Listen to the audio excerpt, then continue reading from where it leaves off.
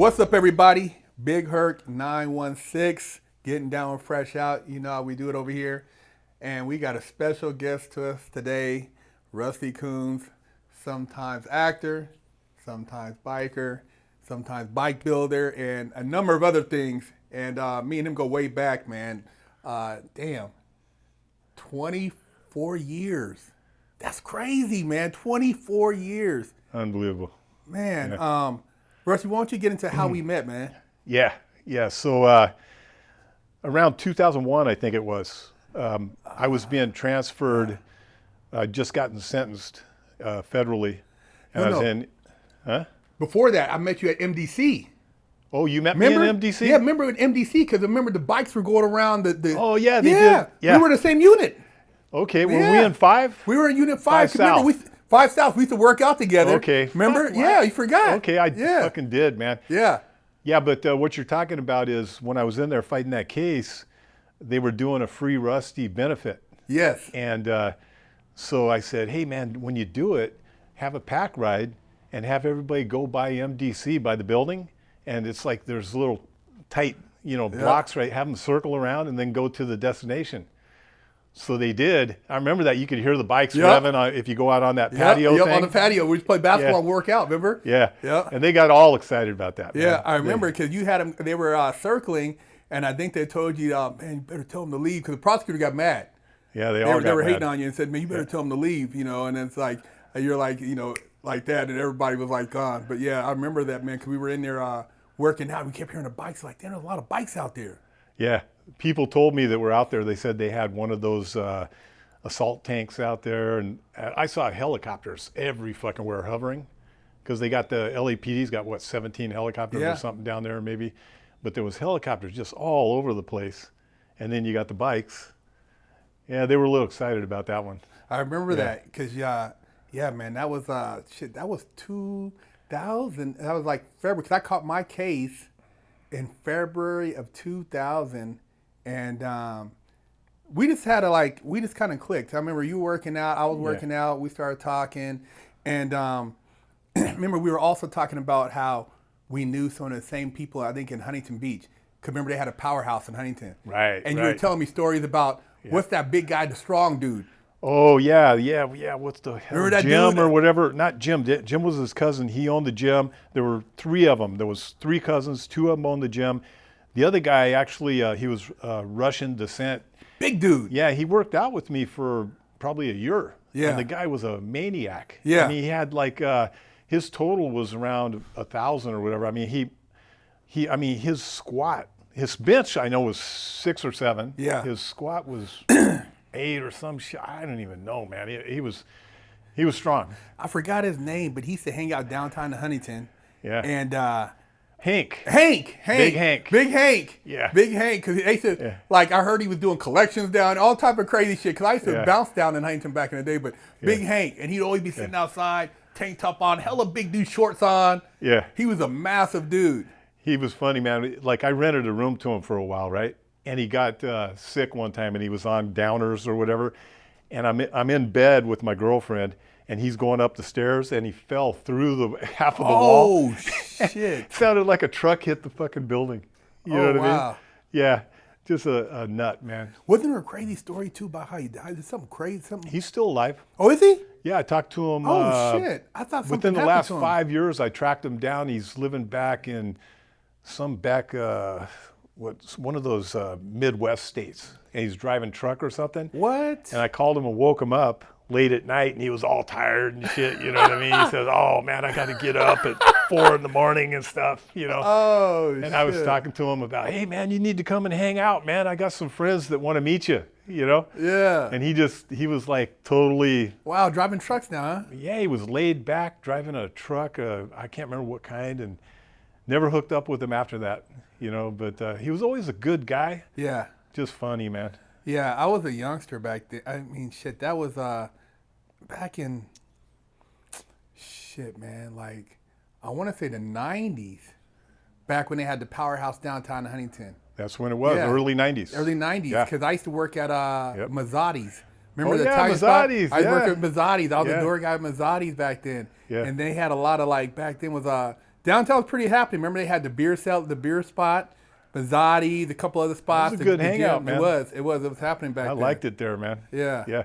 Hank was hilarious. He was always, a lot of guys, they're monsters, but they're really insecure. Yeah. So he said, "Hey, Rusty, man," he says, "Am I getting sucked up, man?"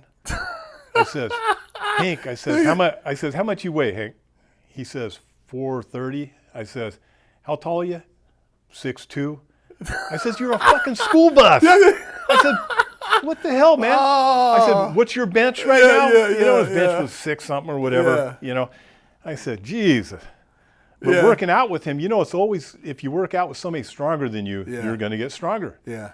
And that's when I got my bench over 5, which I thought that was a big deal. Yeah. You know what I mean? For me, it was. That's a lot of weight, But there's man. guys out there doing way beyond that. Yeah. You know what I mean? But in the heyday, man, at the peak, 500. The most I got under, I think I hit 405 twice, and then I've messed up my shoulder. I thought you were stronger than I was. Nah, well, I was doing the dump when we were at Sheridan. Yeah. I remember, we'd work out with like 2 or 3 wheels on the incline, and then you were always everybody's trying to get the heavy dumbbells. Cause remember, everybody get like 2 or 3 sets, and then we do the dumbbells, and you had your little crew, and then I had me and a couple of Hawaiian dudes and Ruben, and we'd work out, and we'd be out there working out. But man, that was, and we didn't really have. You had to be it was all natural. We're eating top ramen. No help. No help, man. So it's straight raw food in there, The best I could do at Sheridan was like 435. I remember that. Yeah. But I think you might have done a little better than that, maybe, didn't you? I thought you did. I heard that. I can't on the deadlift now. The most I did was 5 something. The bench, I can't remember in the bench. I think I hit like in Sheridan. I don't know. I don't think I hit 400 in Sheridan.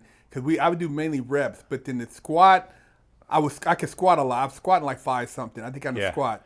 Because remember, they used to have the powerlifting the competition. Strongman. Remember, they had a strongman there. Yeah, and there were some strong dudes at Sheridan. Yeah. Well, those Samoan dudes, man, they come out of the box benching 315 when they're sucking a bottle out of their mom, Well, I remember there was a guy there with us. I don't know if you've seen him, but he was doing skull crushers with the wheels with the straight bar. 225, I'm like, God. Like his elbows, I don't know how your elbows is holding the regular. I used to do that a long time ago. I would get the straight bar, and I'd load up, like I've done 3 something, but way back. I was a monster. But what happens is your hands slide together. Yeah. And but you get used to it. Yeah. There's no fucking way now. I couldn't even get near that.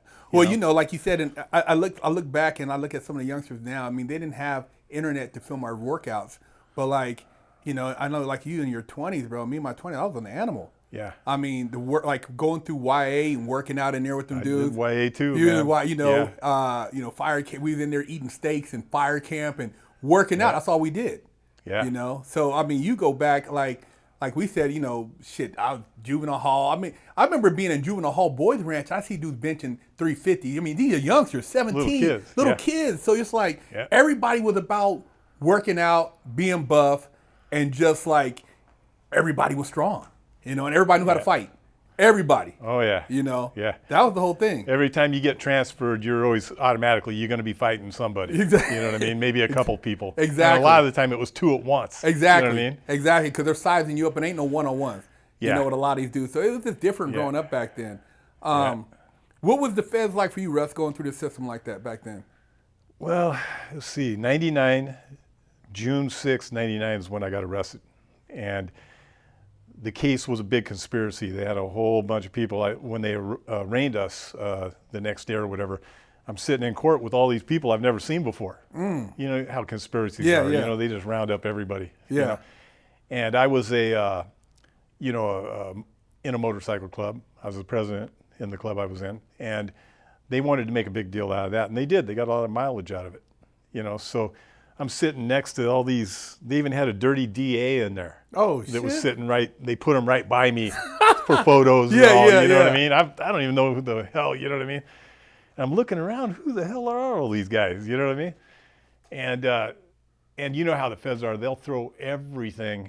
Well, they all do, but they throw every charge at you, and then whatever sticks. That's right. That's right. In the end, I ended up because I wouldn't interview, I wouldn't cooperate. I didn't want to get up on the stand and explain what my role was. Mm-hmm. I could have done that and not done any time, but I'm not going to do that. Mm-hmm. So I ended up pleading guilty as the ephedrine supplier, which normally without an enhancement carried 4 years. But they doubled it to 8 because 17 and a half years before, right before the limit to be able to use it, I had a drug case in 1982. And this was 1999. So they just made the window by 4 months or something, so they doubled it to 8. So they offered me 97 months, I think it was, just to, basically plead guilty as the ephedrine supplier, I didn't have the ephedrine. Oh, I knew everything, where it was coming from, the whole deal, but I'm not going to sit there and, tell on somebody. So I took the beef, you know what I mean? And so I got 8 years.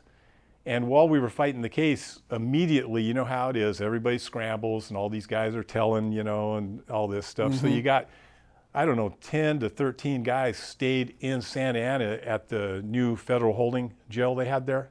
It was like the Taj Mahal. Yeah. And then they sent me and one other guy up to MDC. That's where I met you at. That's right. Yeah. That's right. So I was in there like 21 months. Wow, just in MDC? In MDC for 21 months, going through the whole motions on the deal, And I'd made up my mind early on, because I know I'm not going to, cooperate or nothing. I'm just going to wait till the right deal comes along. And I had a kind of if they offer me 8, I'll just take it. Yeah. You know what I mean? And by the time we got around there, they did offer it. They were hoping I was involved a lot more, into the drug part and all the other stuff. And they did all their investigating. And when it boiled down to it, it was what it was. You know what I mean? That was the max they were going to get. Yeah. So they offered that and ended up there, and then met you over there. And then sometime in 2001, that's when, after I got sentenced, I pled guilty, and then I was on the bus, you were on the bus. Yeah. Now, did you go up to Lompoc first? Yeah. Okay. They sent me to Lompoc USP first. Okay. Yeah, so I went there because they, I'm like, damn, okay, why are they dropping everybody else at the camp and at the medium? I'm like, yeah, you're going to USP. I'm like, oh shit. So I went to USP Lompoc, and then I was there for 18 months, and then my points dropped, and then they sent me to Sheridan. That's why I didn't remember you being on the floor with me. You went early on when I first got there. Yeah. Got you. Okay. Yeah. And then I remember we pulled into Sheridan, and there was this dude, or not Sheridan, to Lompoc. And when you pull up to Lompoc, it looks like a castle and stuff. Yeah. I got this guy next to me, and I'm just fucking with him. I'm saying, oh, man, you're going in there? Oh, man. And this guy was scared to death. What, man, what? And I was just fucking with this guy hard, man. Yeah. Yeah, Lompoc, I remember, because I got there, and it was quiet. I'm like, damn, what's going on? And it was a lockdown because they had somebody got killed. And they were like, oh, I'm like, damn, man, this is how they do the time here. And you walk in there, it's like like you said, it's hella old, dirty. And the guards there, basically, they're like inmates, they gangsters. Everybody's on the same shit. But I got there and did my time there and kind of just like stayed out the way. And then, going from Lompoc, dealing with people doing life and, 100 years and, 2-3 life sentences, going to Sheridan, I'm like, God, this is like a college campus. Oh, man, it was the nicest, cleanest. Man. That place there, I mean, they sent me there. I only had 6 points when I went in there. And I should have been sent to a low somewhere. That's right. And that was a medium high. Yeah. I liked it though, man. They had the weights, everything was nice, had all those TV rooms. Yeah. Every unit had 4 TV rooms? 4 TV rooms. And then remember the food was good when we first got there. I mean, they really had good food. And then I'd never seen, when I got there, and you were there, remember they brought somebody in from out on the streets and they did a concert by the gym. I don't know if you remember. I remember that. Remember they had the concert. I'm like, it messed me up because I'm sitting there, I'm like, I'm in jail, but there's a concert. It's like almost surreal. Like we're at a college campus, and then they used to bring the piano, and they used to have the bands. Remember the guys played in the bands. They had the music bands. Yeah, the music program. They had, if you're in the music program, you had to play at the concerts. Yep, you had to play at the concerts. So it was just a different environment. It was, you didn't feel like it wasn't that really intense, like agitated. It was pretty laid back. And then even in the cells, they had wood. Remember they had the wood desk? Yeah. Which tripped me out because it wasn't all cold and metal. Yeah. So they had the wood desk in there and the way it was set up and the TV rooms. It was a trip, man. It was definitely, being there, until that goddamn Charlie Daniels got there. Yeah. Yeah, I would have stayed there during the rest of my sentence if they wouldn't have shipped me off. Yeah. But yeah, they sent the guy, he was the AW at MDC, came up there, became the warden, and he shook it up quick. And then I remember I was out on the yard the day when those guys got in that big riot with each other over a soccer game. No, you know what happened, right? No. Okay. I thought they were fighting over a soccer game or something. No. So, okay, that yard was like a neutral yard. Because remember, they had North Daniels and they had Sereno Southsiders. So what they did was Charlie Daniels had to figure out a way to create a situation because it was too harmonious here. Everybody was getting along. Paisas, Southsiders, everybody was kind of chill. He brought in, I don't know if you remember that dude he brought in. Remember from Pelican Bay, the North Daniel guy who was kind of like a shot caller? Yeah, I forgot. Okay, well, they brought in a dude from Pelican Bay because I knew some of that. So that dude kind of, when he got on the yard, it started like people were talking. And they were like, this dude can't, they tried to say he couldn't be on the yard. So it created a riff that had to create another a situation. So he purposely did that to create a riot because he knew they could not allow that on that yard because of politics. So Pelican Bay was a state thing. So they upped him into a federal charge while he was in there? Charlie Daniels had the guy shipped there. Yeah. And I remember when the guy came on the yard, because nobody really knew who he was, but the North Daniels knew who he was. They all knew. But so when he got there, and then of course, people started finding out, blah, blah, blah. And then allegedly the other clique said, hey, this guy, blah, blah, blah, we've been told, blah, blah, blah. So they weren't going to allow that to happen. So then they had a plan. And that's what created that whole riot situation. And Charlie Daniels knew that by bringing that person there, it was going to upset the whole balance of that yard so they could take the weights. Well, it happened quick. Quick. It didn't take that much time. No. Quick. Man, they shipped me out of there. I had nothing to do with it. They shipped me and a whole bunch of people that they wanted to get rid of. Yeah. Yeah, he and then I don't know if you were already gone, but right after that he did another lockdown. He said that somebody had brought a gun. They found a gun on the yard and he locked it down again. I don't know if you were there. Any people that went outside the fence?